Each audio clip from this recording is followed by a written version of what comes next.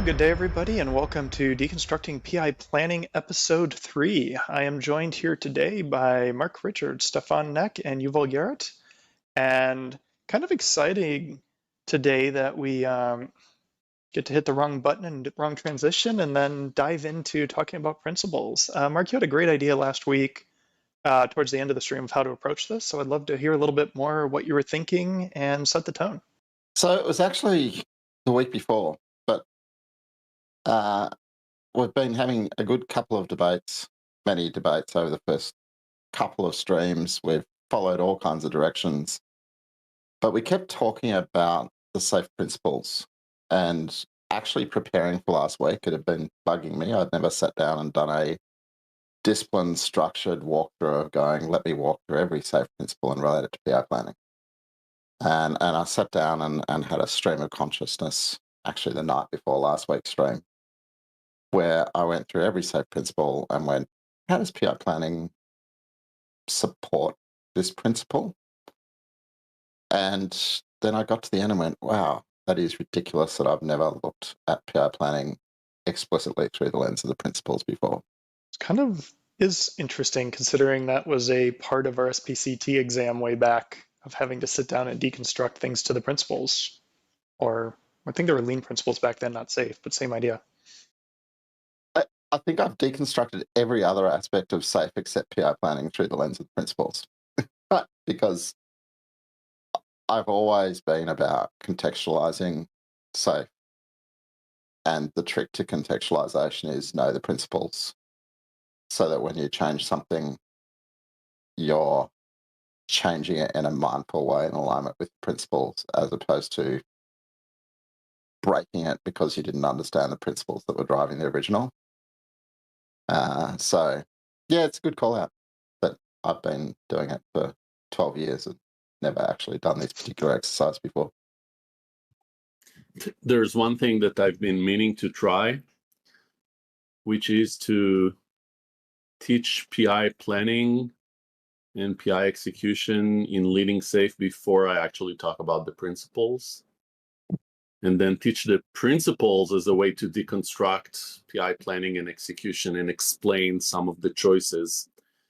Because when at least I do it the other way around, it's not obvious how PI planning actually implements those principles. You need to get back to it, but I'm wondering whether it will be more powerful to observe PI planning and then try to recognize the principles in it and what amping up the principles might look like, which is the exercise that, I think it will be interesting for us to do today. That actually just gave me flashbacks to years ago. I was coaching a client and the CIO wanted to take his direct reports through training, but he didn't want to take them through leading SAFE. He wanted to focus on the principles. This was back when we were teaching Reinerson's principles directly.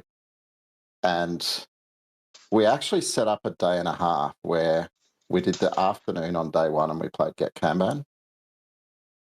And then the next day, we just worked our way through each of the 10 SAFE principles.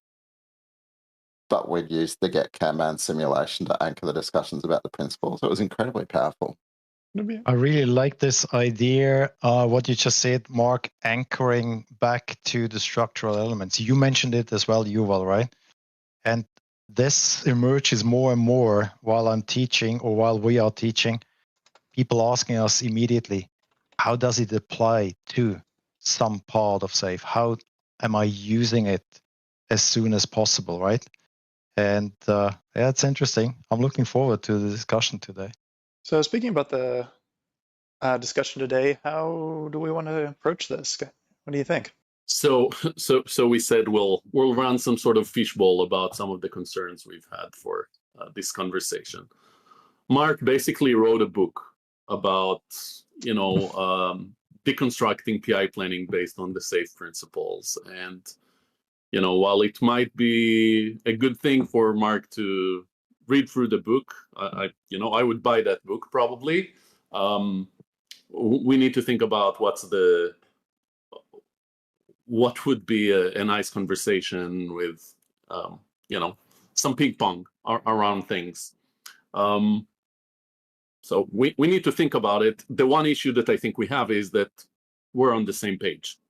So there's a risk that we would just say the same things if we each talk about the principles. So we need to think about how do we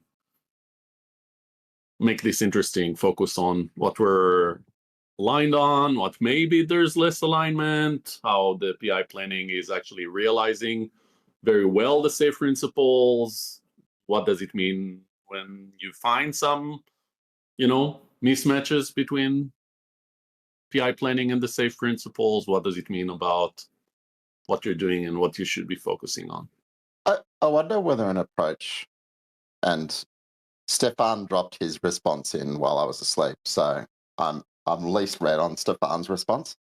One of the things I noticed when I looked at, and we'll see when we get to the Miro, there's my paragraph as opposed to book, followed by the responses and extra thought that it triggered in others. I wonder whether a structure might be running with an anchor view from me and then a nuance exploration from the others. Interesting shape. I did make an effort with my book to not read yours first. So I wrote my response looking at the headers before I read your text in each case. So the alignment we see there, or Yuval saw there, is particularly interesting considering I've only skimmed Mark's answers after writing mine. I had a different approach. I was skimming through the books, and like I read books, I took notes and then tried to bring in a more challenging view, more like individual notes, individual phrases or statements. And I would like to follow the approach you just mentioned, Mark. Let's have the author telling us what is the main line, and then we bring in our views, our perspective, or even would challenge certain stuff. I wonder, just tweaking, having now processed the way we all did it, because the reluctance I had in my first suggestion was I hate speaking first.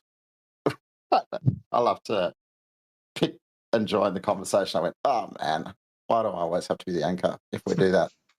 But given that Eric wrote his before reading mine, maybe Eric, if you and I toggle, and then we're basically taking in turns to see the discussion, and then we still play to the nuance game. I can support that. Sounds like a plan. Let's be agile, though. Let's try it for 1 or 2 principles and inspect and adapt. What do you say? Sounds like a good plan to me. No, we're going to commit for the next 5 shows right now to the specific features of what we're going to talk about in each 10-minute time segment, because that's how it works, right? Please no copy paste. Let's be flexible and agile. Copy and paste of entire features, because that doesn't happen in the world, hopefully. All right, Mark, go for it. Take an economic view. I'll just wait for Eric's signal that we're on the browser. All right, so principle number 1, take an economic view. And what I did with the structure was to go, what are the key points in the principle article? And then what does that trigger for me? And I think take an economic view is, in many ways, other than some batch trade-offs, the real anchor for me of PI planning. It's this notion to go, I've got a train or a team of teams with a fixed capacity. They can only do so much over the coming PI. We've got a set of known identified priorities and often some expectations that go with them. Day 1 of PI planning in particular sets the scene to go, given our known capacity, given the bottlenecks that emerge in the draft plan and the risks and concerns that go with them, what are the trade-off decisions that we need to make to maximize the economic impact of the artwork over the coming PI? And it really ties back, if you think about Reinhartson and his view on the economic framework, it's that you have multiple sensitivity drivers in your economics, and there's no clean-cut decision because every choice you make here will impact 2 drivers over there in terms of getting the best possible outcome across the lot. All right, I can jump in. So I would say yes, and For me, PI planning is part of the magic of PI planning is because it's an opportunity to make the economic framework explicit and visible to everybody on the agile release train. Help them, enable them and help them take an economic view. Emphasize the connection. This is why we're doing this. This is why we're considering this. This is the economic trade-off here. All of these are opportunities that we have to connect to the economic view during PI planning, whether it's just, prioritization using cost of delay and weighted shortest job first, or whether it's decisions around how are we developing, how often we're releasing, those kind of decisions. The one other comment is that PI planning itself is an economic trade-off. It's an implementation of the economic trade-off that, you'll probably talk a bit more later on, between coordination cost and the cost of delayed decisions or batching up planning versus just in time. So to that point, one of the things I always look at in PI planning itself is that what are you doing to be ready? And a lot of it isn't about what you do in the session, it's what does that get you ready for over the next 10 weeks, 8 weeks, however long you choose. And from that lens, it's how are you ready to quickly make effective trade-off decisions, not right now?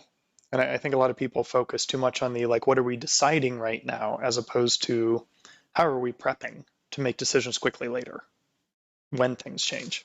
The question that popped up for me is kind of similar to what you just stated, Eric, is the economic view is not only about prioritization, it's all about the preparation in kind of what is the focus for this PI planning, but also peeking over the fence what's behind that PI, which might then influence how we decide, how we prioritize, how we take into perspective this economic view. So what about mid-long-term economical aspects that have to be part of preparation and should then come into PI planning as well? And it might help for trade-offs. It might help, but it also might leave open some options. And then when we go into PI execution, it might then be surfaced as, option B is probably better than option C or A, stuff like that. Does that make sense? I'm going to jump back in and maybe do a bit of an addition there on the economic trade-off front. Weirdly enough, one of the favorite places I've seen PI planning play out is with small clients, where fundamentally the entire product development capability is the train. And what I find there again and again is management review is a business strategy discussion. And in general, for the first 3 or 4 PIs, there are a whole bunch of trade-offs that the company's probably known they needed to make, but they haven't been able to bring themselves to make them, about, promises to customers, promises to the market, and reality. And the fishbowl of PI planning puts the stark reality and the urgency on, hey, we've got to make this call. And you get that discussion that bounces back between the CEO and the head of sales, or the VP of sales, depending on the size of the company, to go, hey, if we defer this, what's the expectation management we've got to do there? And what I've noticed with quite a few of them is that their management reviews have got simpler as they've moved those hard discussions upstream. And it's been one of the things they've really credited in terms of how it's helped them, is it's helped them to recognize the importance of the choices and the fact that they'd rather make them upstream as they agree priorities going into PI planning than in the moment of the very weird hours of the day that some of them do their management reviews with multiple time zones. Yeah, the habit, I really love the habit creation you're talking about there, because it does shine a light on what the cost of not being aligned as a leadership team is.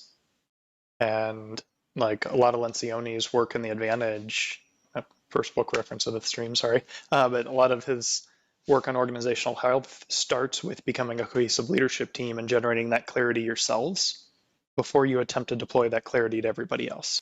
Any final comments on principle 1 before we move on? Yuval? Yeah, one last comment. As you're talking, Mark, I'm wondering whether the question of can we actually think about economics? Can we actually think at the business level in PI planning for the art? Is that a good heuristic for, do we have the right sort of organization around value? Because I'd posit that if you cannot think about the business, there's something, I mean, even internal business, even in IT, there could be a business that's a perspective that you're taking that's probably a sign that, you know, we'll need to talk again at principle 10. Most definitely. And it's one of my tricks with enterprise is to go, how do we get your management review to feel like my small client's management review? And I actually once had this tech COO from a bank visit the PI planning and the management review from a 120-person company. And he listened to it and he went, you've got all the same decisions and trade-offs and arguments that we've got, but you've also got the clarity. Now I get what we're supposed to be achieving with PI planning. It was a really interesting moment. Fascinating. We're ready to move on to principle 2. Go ahead, Eric. All right, I'll take that as a yes. So we're talking about applying systems thinking in principle 2, and I look at this as a way to bring different systems together. In the principle I talk about the system of the product or solution you're building and the system of the enterprise. And I take an organizational health view on that of this is your opportunity to really resync those two things together. You're connecting the solution to the solution context and refreshing that in people's brains, and you're connecting the purpose and goals of the solution and how it's being built into the system of the enterprise that's sitting around it. And I went kind of geeky with dynamic refresh RAM here and said, if you look at this and you don't refresh it, if you don't bring this back to front of mind for people on a regular basis, they'll lose it. And you'll get further and further as the memory gets staler and staler. So for me, PI planning is it's your refresh cycle on a lot of this stuff and making sure that everything is coherent and healthy and in alignment so that you can then change the system to bring it back into alignment. Yuval? I mean, for me, it's kind of similar to my take on economic view, and I think those are connected. But for me, PI planning should be an opportunity for the art to see the system, to see two systems, right? We talk about the system that's building the solution and the solution itself as both being systems that we should be thinking about. PI planning is an opportunity to see both all of the interactions we have, the ideas we have around taking an increment, taking the system that we're working on or the solution that we're working on to the next level and find where we're locally optimizing and try to avoid that. And also to see where are we locally optimizing from the perspective of how we're doing the work and how we're organized. And that kind of relates again to what should be the classic ideal art structure. If your art cannot see the full system, then you're prone for local optimum and you might miss some opportunity. Let me view it like this. The social system that builds systems. The question again is, and you said it, Eric, okay, how can we kind of realign what we do and how we do it, right? So investment in the social system and the systems to an overall intent, to an overall purpose, because otherwise, what's the system? And Yuval, you mentioned it. Sometimes you don't see the overall system regarding what is happening socially in that art, or if you add the shared services and what's happening with the systems we create, right? And the interactions. And I'm wondering, and I see it as an opportunity. PI planning is marvelous. It's awesome. But could we engage the social system a little bit more towards perceiving the systems we create, the way we are heading into the future, so that might then go back to take an economic view and talking about the trade-offs. What is a good balance between investment in the social system and the systems that we are evolving and developing further on? I don't want to take over the conversation, but I just want to really appreciate that phrase of invest into the social system. That's a really important idea, I believe.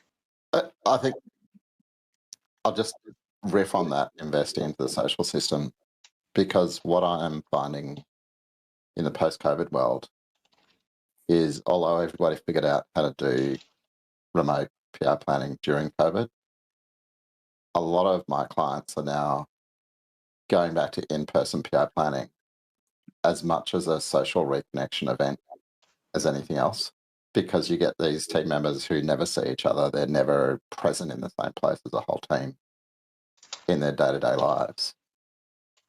But PI planning and inspect and adapt is like 3 days a PI where they're actual face-to-face humans again, and it does amazing things for the social connection and the sense of belonging. I don't know if you guys are seeing similar things in terms of patterns, but it's been quite pronounced in my world. But since I jumped in, I will jump. And it's interesting looking at the different lenses we took on this, because I listened to you all and I felt very mechanical with my thinking.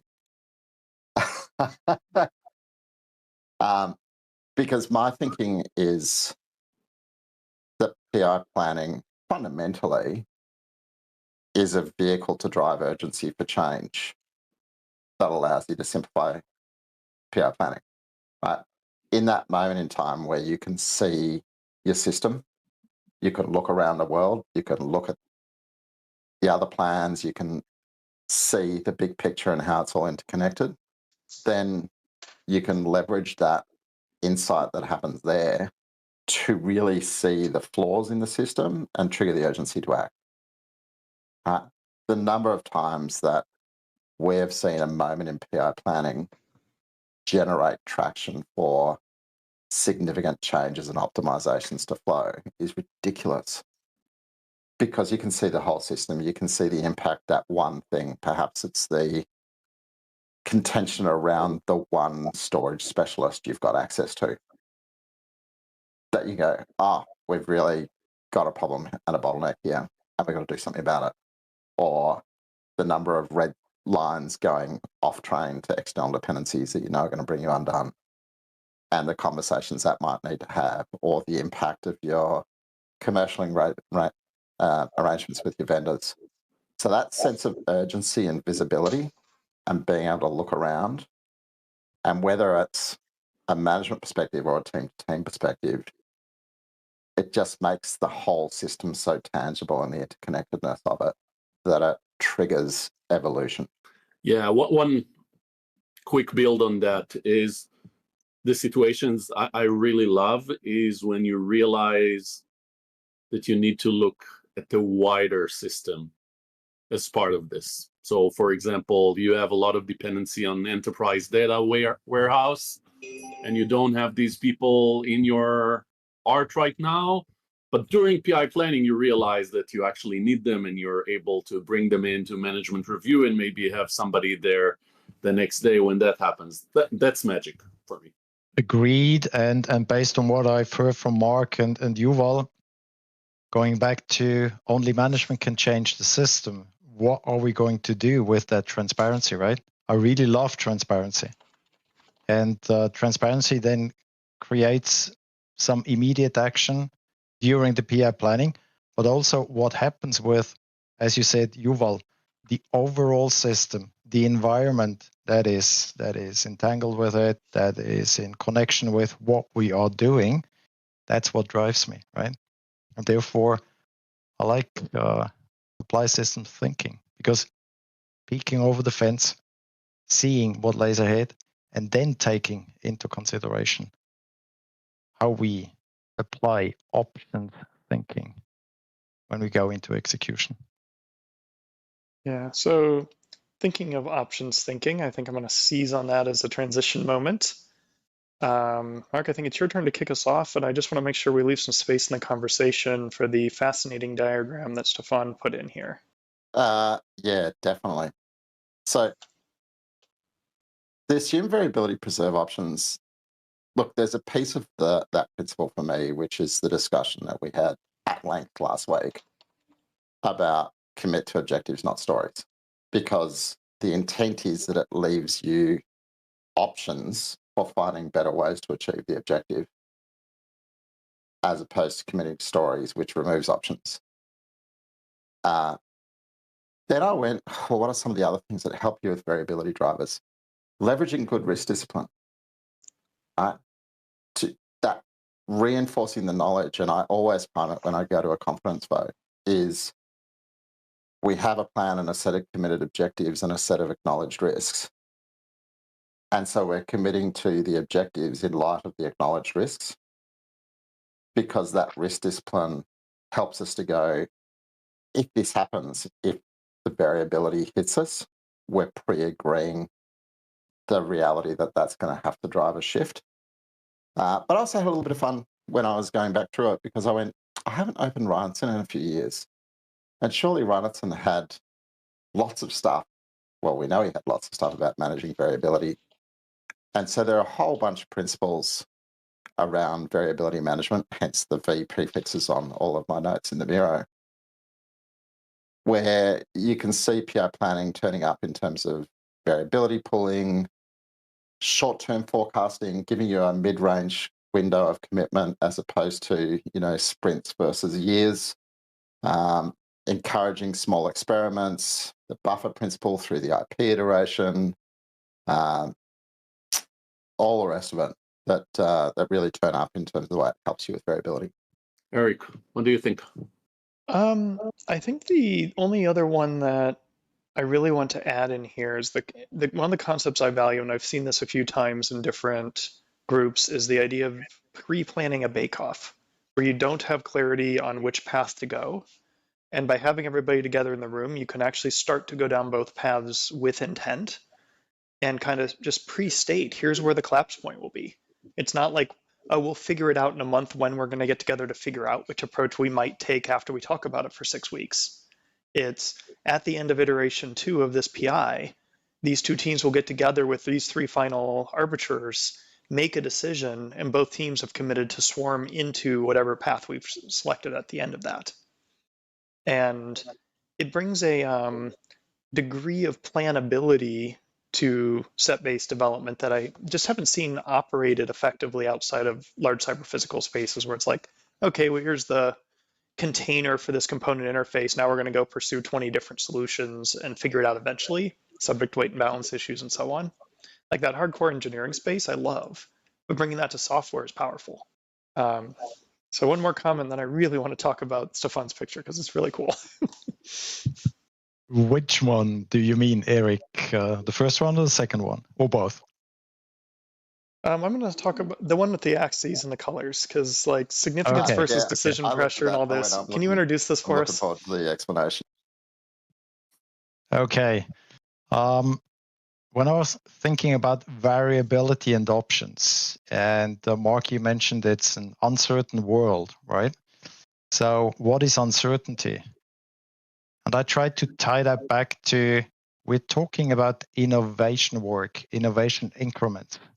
And some of these innovation increments are pretty small along a life cycle of a solution. So it's more like daily business. You can plan that in a very fast and very concise way. But the more you go into radical implementation, radical innovation, the big leaps, right? You might go into those areas where uncertainty is more towards change management, or we already tackled that a little bit, emergency, or you are forced by the environment, you are already in a crisis state where you now really have to decide, and you have to start with some options, but then you have to decide, let's start with this one. And as you said, Eric, after a few iterations, let's then bring in the other options as well. And what I would like to see, and what I also teach and coach, I can say for team trainings, when I teach and coach POPMs, assume that variability when it is about innovation, it might be small, it might be huge stuff, and it might tend towards emergency, even crisis state. And you have to deal with that. And you have to foster and support the discussions you have during the breakout sessions, during a management review, problem solving. And that's why I posted this picture.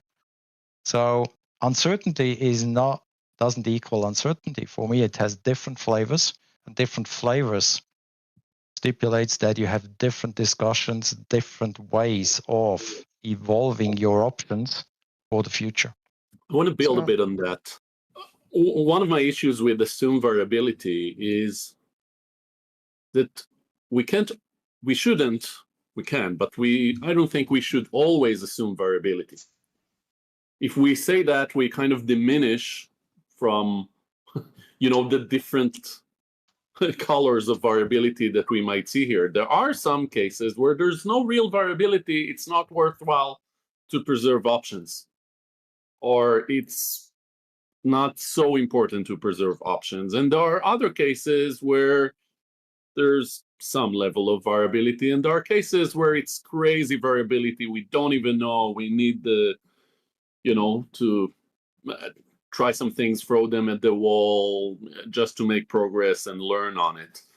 And for me, one of the important things that can really transform PI planning and product ownership in general is acknowledging that. Being explicit about what's the level of variability that we're expecting here for this objective, for this feature, or for this PI. It might be a level of variability and craziness at the whole PI, at the whole art right now. Acknowledge it, have a conversation about it, or explore with your teams, with the entire art. How do we think about this one? Is this one of those crazy innovative PIs? Let's have fun doing that. Or is that going to be more, the areas in rafting in between the rapids? Yeah, I like that, because there's a lot that between good leadership looking outward and good developers kind of understanding where you're at, that you can have a pretty good characterization of how much, and I like the term volatility instead of variability in this case, how much volatility to expect. Some areas, I don't expect much. I might be surprised. There might be an unexpected world event or a catastrophic meltdown of one of my suppliers or something like that. But most of the time, we can kind of characterize, oh, this is high volatility or expected low volatility, and change the nature of our commitments accordingly, and the nature of our working relationships and so on. And I really like that element. Specific to the diagram that we're sharing right now, though, the thing that strikes me, Stephan, is the things to the bottom right tend to route into the art. The things to the top left tend to route outside the art. By the nature of what they are. If it's true crisis, if it's strategic significance, it starts to impact, and you're pulling in the executive team, the business ownership committees, and that group should not become activated for operational things, even if they're incredibly urgent. In fact, it would actually be an anti-pattern to pull them in for extraordinary operational stuff, because they're going to slow it down. And this really triggered me into some fascinating for me thoughts around the nature of leadership involvement in times of urgency and stress. And that strategic versus operational lens was a new one for me to apply to that conversation. Agreed. For me, I wouldn't distinguish between change management, what we do with the social system, what we do with the systems, right? For me, that's one holistic view. And yeah, it might appear before PI planning, everything looked smooth. And now you go into PI planning and you then kind of shift into one of these areas. Are we able to adapt then a PI planning, which is, how should I say it, which has an agenda? Are we able to change that agenda to still reach an alignment and objectives based on where we are on such a landscape?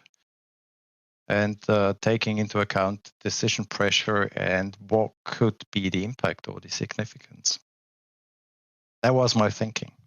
I like that. Let's use that as a transition into Principle 4. I think we're at a good point for that. Mark, you want to kick us off, or is this my before turn? we transition, and it is your turn, but I'm just checking in. We said we'd inspect and adapt. We're 3 principles in. Inspect and adapt. We liking it? Is it giving us the right flow? Did we want to tweak something? I'm fine with the approach. Let's move on. Yuval? I'm liking the addition of the timer, the Miro. It's helping me make decisions about how much I want to talk. It's amazing what a little bit of visibility does. And I was like, oh, we got a tool we're all looking at. Surprise. Thank you for rolling with it. Yeah, I mean, it's good. I'm wondering whether we can focus on builds, highlight builds somehow, or contention points. I don't think we've had any to this point, and I also think that chart is probably worthwhile a separate conversation. I'm not sure I fully grasp it at this point. So I made a decision to go and look at the source and dig into it separately. So just for context for everybody, this is the chart that I think we're talking about. And I'm not going to dig into it right now. I just wanted to show people's awareness. I was talking about the previous one, but yes, to this one as well. I was thinking the one I didn't even want to touch on stream because there's just a lot to it, and I need some deep conversation with Stephan around it. All right, so maybe a little spicier, but carry on into Principle 4. I would actually argue that Principle 4 and 5 are one of the least spicier ones. I mean, I think for me, 4 and 5 are agile.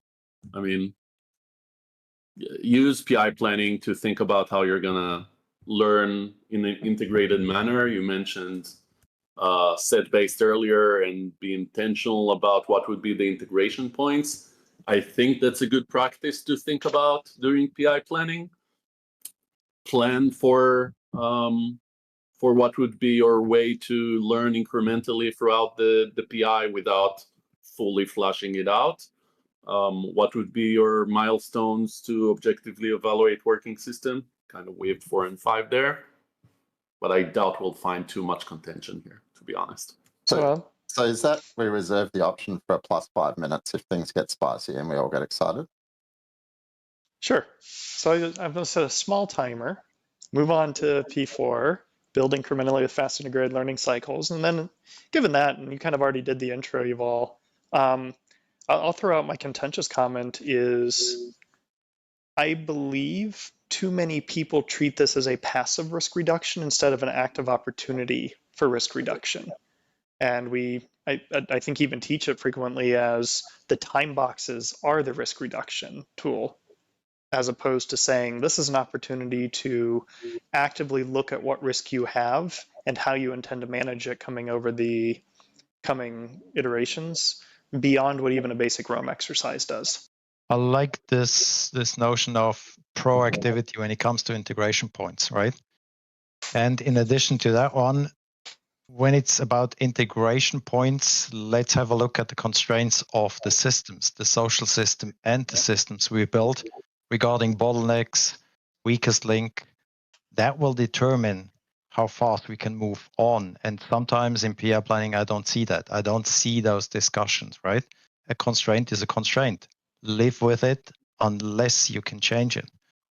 So the other one is, how fast can we learn even in a PI planning? What are the cycles during a PI planning? Like we have breakout sessions, people just experience, okay, now 3 to 4 hours, it's like that, right? We've done it before, we will do it the same way. Sometimes you might have to change that, right? Have a more flexible, adaptive agenda with shorter cycles to then detect and explore. Like you say, there are certain risks.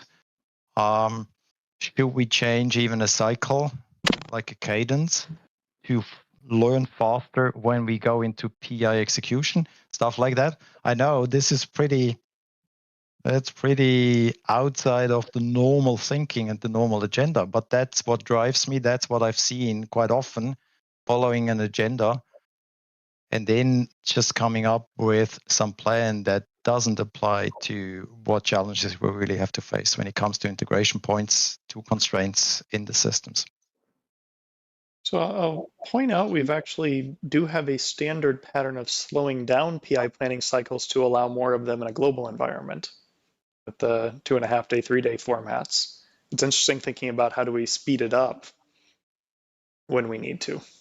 Interesting thought. Yeah, but that's also what I mean with flexibility. If we find out 2 days is not enough, are we able to extend it to 3 days? At the moment, what I see in most of the PI plannings, that's not feasible, right? So I'm going to jump in and probably morph our track slightly with that.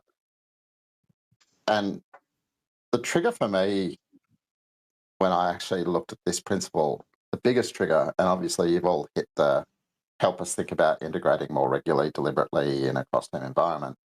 But that notion of continuous integration of your plan is the real jump out for me. Because if you think about the way dependencies are often negotiated, there's somebody running off going, I've got to raise a dependency on somebody, I've got to get them to commit to it. There's a backwards and forwards prolonged handshake experience. It comes back and you go, well, we don't like where they landed on it. And what you get in a bare minimum PI planning is at least 2 integration points, right? And we've all seen at that end of that first day of PI planning in the draft plan review, when a team plays back their plan and another team looks at it, goes, you what? Oh my goodness, I need to talk to you tomorrow. So if we think about all the reasons we like continuous integration of a plan is just as relevant as continuous integration of a bit of software. But, when you do it well, it's a constant backwards and forwards between the teams. It's a, hey, we need something from you. Can you do it for us in sprint 3? No, we can't. But is there something else that we could give you in sprint 3 that unlocks you? And we can go backwards and forwards to go, what's the thing you really need as opposed to the thing you're asking for in the cross-team communication? I regularly find as a kind of favorite action pattern in a management review is we call summits on day 2. We go, there's some big thing and we need representatives from 3 teams, 2 architects and a business owner to chat about it. Let's have a summit. It's 10 o'clock tomorrow. Every team sends reps. This is going to be so you're actually identifying the need for deeper integration and acting on it really quickly. So yeah, that was the biggest threat for me, continuous integration of your planning and setting the scene for it. Do you gents use the rule that you can't touch anything in another team's row, which forces 2 teams to have to be at the board together to create a dependency? Yes. Okay. Sorry, did you want to finish?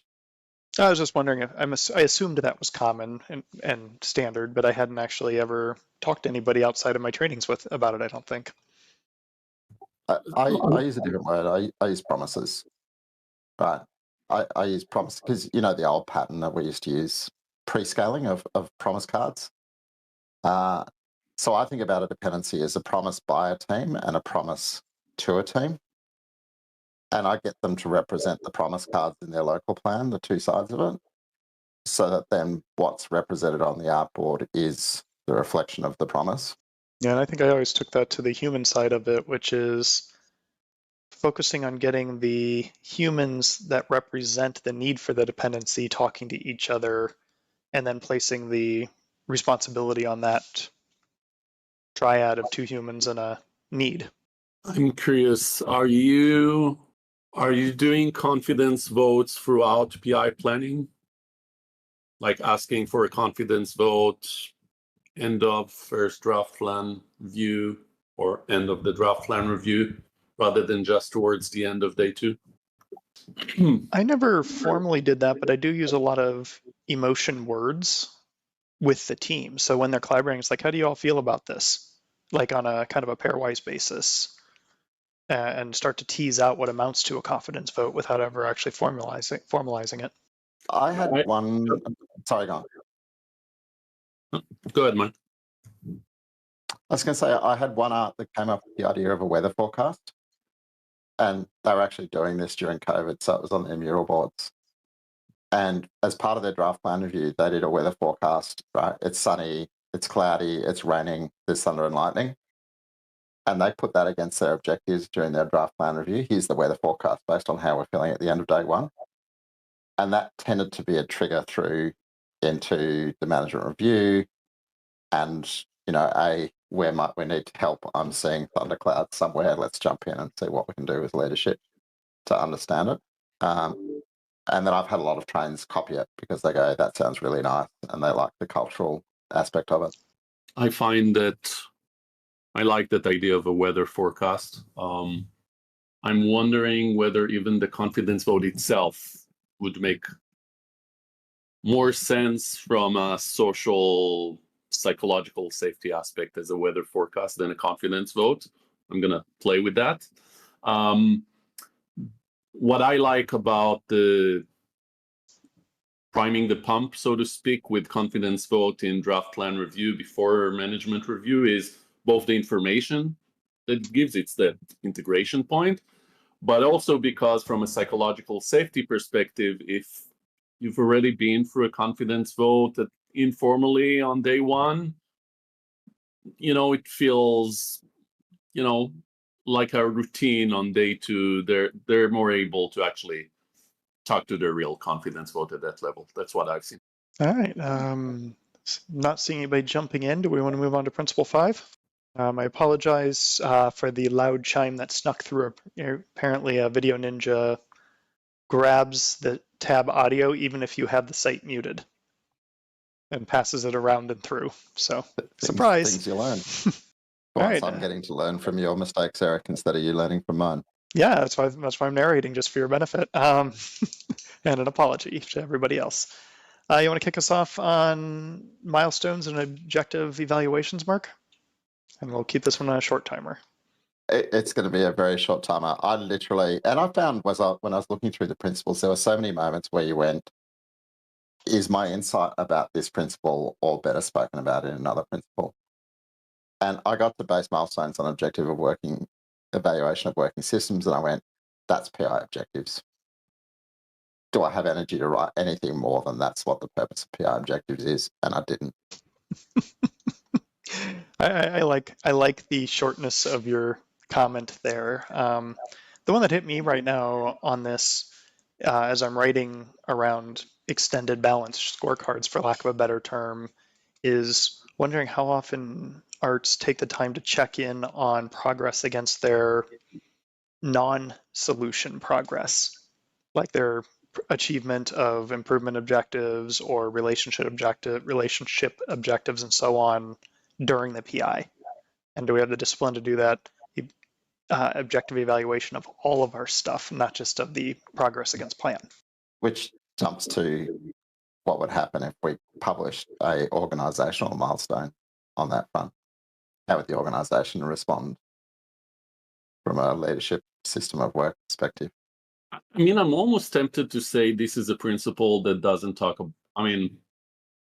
It's almost decoupled from PI planning because it's what's happening in PI execution. But then I get back to there is the opportunity to anticipate whether you'll be able to base your milestones throughout the PI on objective evaluation of working systems through PI objectives or whatever other approach. Is that going to be possible, and how are you going to do that? I've had conversations with arts where we look at, will we be able to do a system demo at the, after iteration 1? What will we see there?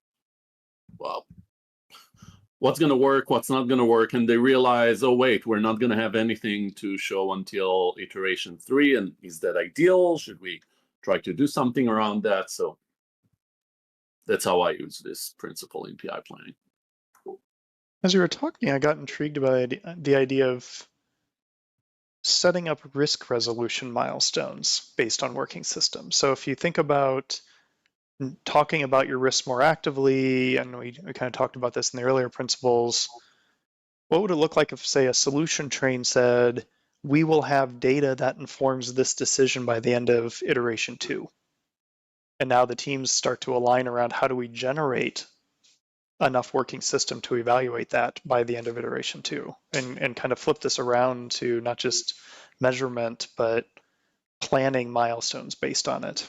But that's interesting, Eric, right? What is a working solution? Is it just showing the acceptance criteria, or is it really coming up with data and evidence that helps us to extrapolate towards even these milestones, learning milestones? You proposed like risk mitigation milestones, stuff like that, not based on assumptions or hearsay, based on facts. I think that depends on the nature of the risk you're addressing. If it's a feasibility risk, then the working systems being built the right way to get and integrated might be enough. If it's a viability risk, then you might need some market data to test that risk. But by planning that milestone in advance and saying, what do we need to resolve this? You start to get, I suspect, a lot richer conversations about what the teams need to do in order to support that. Yeah, agreed. But we tend to talk about working systems like, is it built the right way? That's only a part of the truth, right? I think that's, from my experience, that's company by company. Some companies, working system means it's in the market and we have data flowing back through our telemetry. In others, it means it compiles. So I think that's a symptom of a different dimension that you're talking about there. The one build on that is I used to start engagements with clients with asking them to chart a risk burn down graph. Like the way you're working right now, how will the risk burn down look like, or how did it look for your last project? Cue the watermelon. And I'm wondering whether it can be, what kind of insights can it unlock to chart a risk burn down for the PI as part of PI planning and see whether our plan is actually going to burn down risk early in the PI, linearly in the PI, or is it going to be a watermelon PI even though we're going through all of the other motions? Have we actually used the term watermelon PI together before? It's one of my favorites. What do you think? More time on this, or do you have anybody else have inspiring, interesting things to share? I've been trading it off. I had stuff, and then I went, you know what? There's plenty of other things to talk about. We could riff on this for ages. I think we've set the scene about risk awareness and building a plan around driving down risk early. Let's move on. Cool. So we're about an hour in. We are roughly or actively halfway through the principles. Is that a pace we want to continue this week, or do we want to maybe pause and cut this in half and do another 60 minutes next week and then dive into some of the things at the bottom of the board? And if we do cut it in half, I would propose that we do a summary round of more like what insights did we have listening to each other and what are we taking away from it as a close. I'm going to suggest cutting it in half in terms of a digestibility front, particularly knowing Principle 6 should be a monster discussion. That was the column that made me ask the question. All right, so I'm just showing the overall board shape for anybody following along. We have finished column 1. We are choosing to defer right before column 2, and if you read the words provocation at the bottom, you can get a little bit of a insight into what the end of next week's stream would look like. But let's do a quick round robin, maybe aim at 2-ish minutes each, and share what insights you've gained out of participating in this conversation today. And really look at that from the mindset that it might be interesting to people out there to hear what SPCTs and fellows learn when they talk about this stuff, instead of feeling like maybe we're lecturing at people. Who would like to volunteer or argue with me that that's a horrible thing to do? I'll volunteer. For me, the key insight I mean, there are nuggets. For me, the main thing I take from today is encouragement that we're on the same page on most of this, with the bonus of some new language, some new tips and tricks for some of these. That's where I stand. I'm almost at the wondering whether we can actually talk about the provocation at this point, because we're seeing a trend. We're seeing a pattern of your PI planning should be a very strong reflection of SAFE's principles. And if it's not, then something is very, very, very wrong. That's, to be honest, how I came into the conversation. I saw the provocation point here, and it resonates so much for me. It's just about, okay, if that's the case, what does it mean? What do we do with it? And maybe that's almost a stream in and of itself. Maybe even more interesting than Principle 6 through 10 for me. Great. Who's next? So let me take over the talking stick. Listening to those valuable statements, and I'm always learning. And if I look back through my SPC and SPCT journey, I've probably done a lot of stuff in the right way of looking through those principles, but I haven't done it in a very concise way or in a deconstructed way as I'm looking at it now. And as Yuval said, I'm getting some ideas out of it, how to adapt, how to tweak, how to do it better if I'm in a PI planning, but also from a coaching perspective. And I'm learning. I'm still learning. I'm looking forward to the next few principles. And then going into what could be provoking stuff that we throw into the arena. And let's see if it stands or if it falls. Great. I will jump in next then. Two things really jumped out at me, or to me, and I realized I can't do push to talk and my Stream Deck at the same time because they're on the same hand. One that I just incredibly appreciate is this diagram, Stephan, that you shared. It's the difference between how we react to operational emergence versus strategic emergence is one I'm going to do a decent amount of thinking about as a result of this stream, and that's going to be a big one that influences me for a while. The other one thread that just continued jumping out, and I started putting it when I was adding my notes, but through the conversation, I'm starting to see it weave through all the principles, is how do we use the principles to manage and actively engage ahead of risk, and stop taking a kind of passive stance towards risk. Oh, it exists. It's a they thing from our fifth discipline conversations, versus risk is a choice that we face, and we choose how we manage, engage, and how much energy we put into different risks. Not in the sense that we go around and ask everybody, did your risk get resolved? Because those are mostly planning risks, I think, in practice, versus systemic risk that is part of the fate of the company, or at least the fate of the product that this art is working against. And the idea of using objectives and milestones to tease out risk and bring teams together to synchronize around resolving and evaluating those risks, and like just a far more active stance towards risk management. I hadn't had that before this conversation. I'm excited to play with that one. With that, I'll maybe toss to Mark for the final words. So in the beginning, I went, what am I going to say as my final words? And then as I've listened to you guys reflect, it's been, that's my trigger. I think that thread around risk is a beautiful loop back to Principle 1 in the economic framework.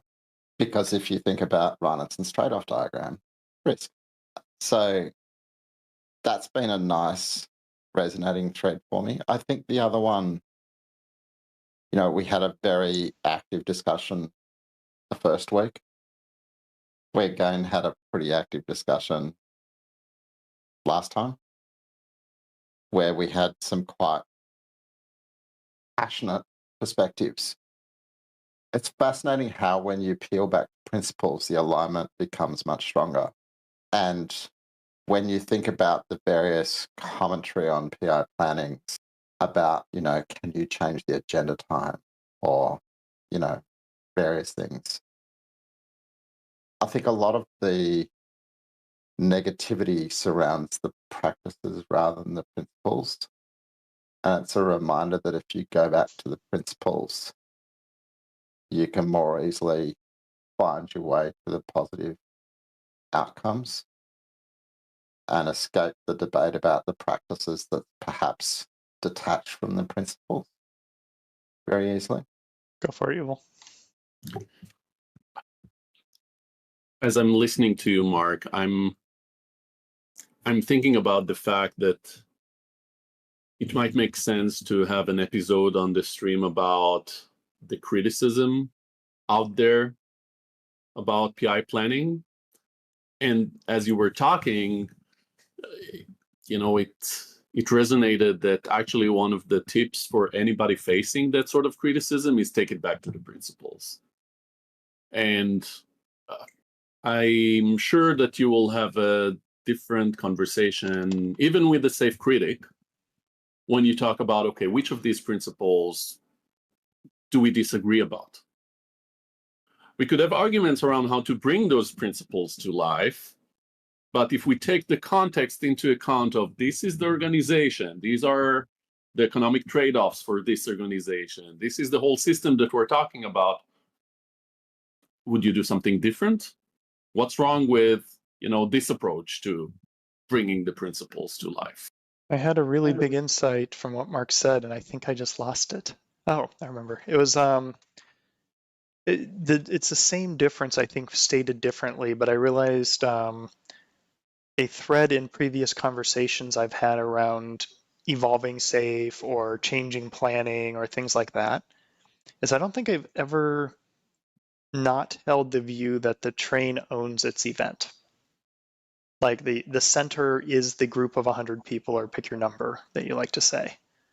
Whereas I think other people I've talked to have carried the mindset that SAFE owns the event or Scaled Agile owns the event, and that you have to ask permission to change it. And from the beginning of my Agile journey, it's been a principle-driven anchor because I started with Kanban. I started with rediscovering some of these ideas. And it wasn't till later that I encountered rule-based frameworks. Like by the time I got to Scrum, I'm like, yeah, these are all suggestions that I'm happy to look at. It's kind of the attitude I took towards Scrum. And my first implementation was sprint goals and no stories, because that's what we needed. So if you bring that same viewpoint to SAFE, it's like you own your dang event. Do what you need to do in order to achieve the outcomes using the principles.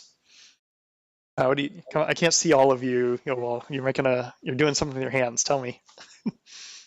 I'm showing Mark that I'm not leaning on anything. His push to talk was lit up, and I was getting feedback from him. So I was back channeling him, and then we distracted your beautiful soliloquy. No, you successfully ended it. I'm gonna use that. So. With that transition to monologue, anybody listening out there, thank you very much for you, gentlemen. Thank you for a great conversation. I think this was probably some of my densest learnings from a stream in the last month or two, and I really enjoyed it, and I appreciate that. I'm going to go ahead and move to retro, because that's what we do at the end of these. So yeah, retrospective thoughts. I'll kick off while the others are thinking. Preparation gives freedom. The joy of having had people go, synthesize thoughts, share them in time for others to look at them, and the freedom that gave us to have the right discussion, I very much enjoyed. I will +1 that with appreciation, especially to Stephan from diving in after teaching all day today before the stream to get some really good thoughts in there and provocations. So thank you. Reflections on the time boxes. Keep doing, stop doing, start doing. Keep doing. Like I noticed you doing +1 minute, +2 minute, as you felt the conversation, but I we use time boxes for every workshop we run. I'm no stranger to the Miro time box button. As soon as I realized you were running it, I started watching it while I thought about whether I was going to add to the conversation or wait for the next principle and choose different comments. Yuval? I +1 the preparation, although Mark's level of preparation made me feel bad.